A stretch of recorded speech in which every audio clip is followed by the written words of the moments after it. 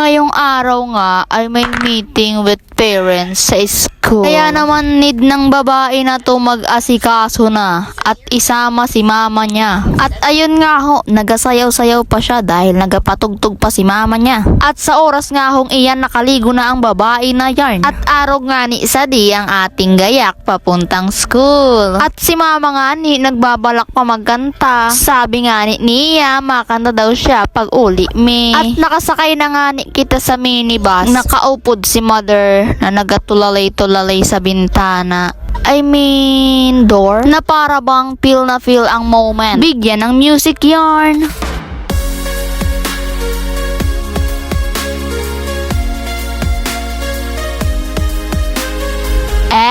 Okay ra.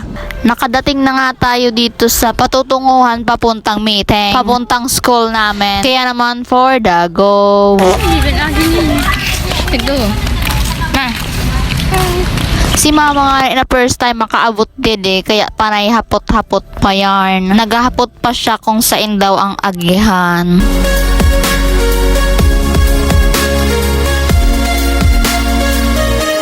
The world is waiting, hear the call. With every heartbeat we'll stand tall. At ayun guys, hindi na nga nakapag-update ang babae na to dahil nakinig siya ng meeting. At yun naman talaga yung pinunta ng babae na yarn dito, kaya nandito yarn. Sa may high school. So, pauwi na kami, guys. Fight our song in this beautiful life we all belong. Rise up and shine, let your light glow.